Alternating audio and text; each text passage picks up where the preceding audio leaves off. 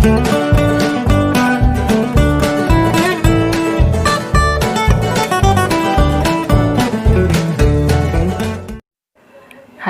assalamualaikum. Ketemu lagi kita kali ini dengan topik baru untuk kelas 9 ya. Ini masih lanjutan dari yang kemarin, yaitu tentang future continuous tense. Nah, sebelum kita masuk ke dalam materinya lebih lanjut, we have to know what is future continuous tense. Nah, apa sih itu future continuous tense and penggunaannya ini untuk kegiatan yang gimana ya gitu. Oke, let's see. Future continuous tense itu digunakan untuk menyatakan suatu peristiwa atau kejadian yang akan sedang berlangsung di masa yang akan datang. Nah, berarti ini kejadiannya belum terjadi tapi baru akan terjadi, masih rencana. Oke ya, yang baru akan terjadi atau yang akan sedang berlangsung di masa yang akan datang.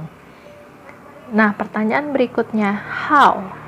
Bagaimana sih cara membuat kalimat dengan menggunakan present continuous bagaimana sih membuat kalimat dengan menggunakan future continuous ini?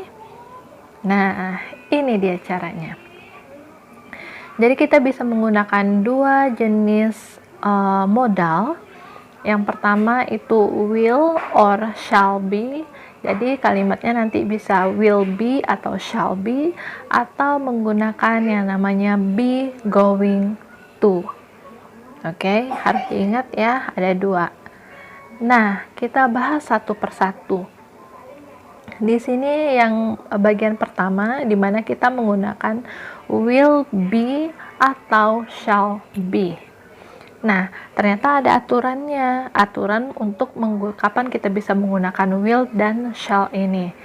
Oke, kalau will itu digunakan untuk semua jenis subjek.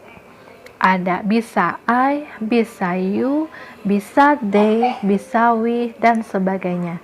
Sementara shall itu hanya dikhususkan untuk subjek I dan we saja. Namun umumnya shall be itu jarang atau tidak umum untuk digunakan, sehingga mayoritas itu lebih menggunakan yang namanya will be. Oke, dan sekarang kita langsung lihat nih formulanya seperti apa sih kalau kita menggunakan will be. Nah, ini dia. Ini formulanya untuk ketiga jenis kalimat, itu terdiri atas kalimat positif, positive sentence, negative sentence atau kalimat negatif, dan interrogative sentence atau kalimat tanya.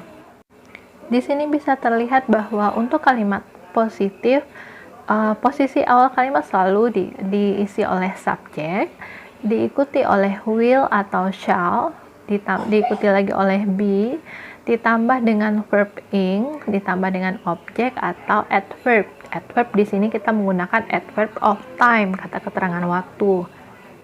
Untuk kalimat negatif seperti yang sudah-sudah, kita tinggal menambahkan atau menyelipkan kata not itu sesudah modal. Jadi urutannya subject plus will or shall plus not plus be plus verb ing plus object and plus adverb. Untuk interrogatif atau kalimat tanya, kita tarik modal ke depan diikuti oleh subjek sesudahnya. Jadi will or shall plus subject plus be plus verb ing plus object plus adverb dan pakai kata tanya. Oke. Sekarang kita lanjut ke be going to. Nah, kalau be going to rumusannya seperti apa ya?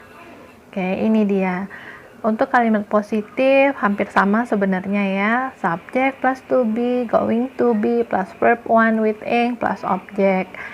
Terus yang negatifnya subject plus to be tetap diselipkan not untuk menyatakan negatif, plus going to be plus verb one ing plus object. Interrogatif gitu juga, to be tarik ke depan diikuti oleh subject, diikuti oleh going to be plus verb one with ing plus object dan pakai tanda tanya.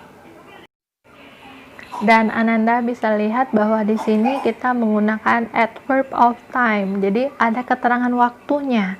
Nah, untuk future continuous kita bisa menggunakan tonight, nanti malam, tomorrow morning, besok pagi, next summer, musim panas selanjutnya, at 10 p.m. pada pukul 10 malam, this time tomorrow, pada saat ini esok hari, dan sebagainya. Ada banyak sih sebenarnya keterangan waktu yang bisa kita gunakan. Yang pastinya keterangan waktu yang kita gunakan itu untuk menyatakan kegiatan yang akan terjadi nanti, itu untuk future.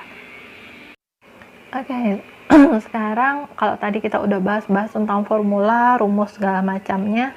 Nah, untuk lebih membuat Ananda memahami materi ini, kita langsung saja masuk ke contoh penggunaan future continuous dalam kalimat.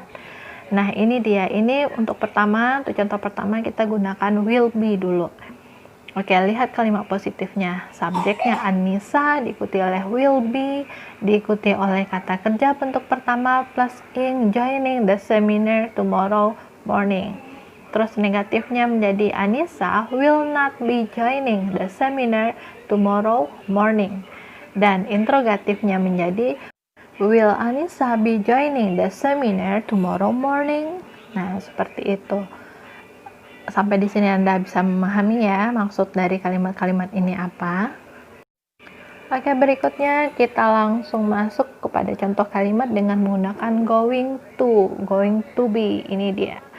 Kalimat positifnya, John is going to be washing the dishes at 6 p.m. this evening. Untuk negatifnya, tambahkan not di setelah to be. John is not going to be washing the dishes at 6 p.m. this evening. Dan interrogatifnya, is John going to be washing the dishes at 6 p.m. this evening? Nah, seperti itu kira-kira. Oke, baiklah Ananda, sekian materi kita tentang future continuous. Jika seandainya Ananda belum memahami, Ananda boleh ulang lagi putar videonya sampai dimana Ananda merasa bahwa Ananda sudah paham dengan materi ini. Ini sebenarnya materinya mudah kalau kita selalu praktekkan, kita biasakan untuk mengenali tipe-tipe atau jenis kalimat yang menggunakan future continuous tense. Oke, jangan lupa like, comment, and subscribe ya. Terima kasih.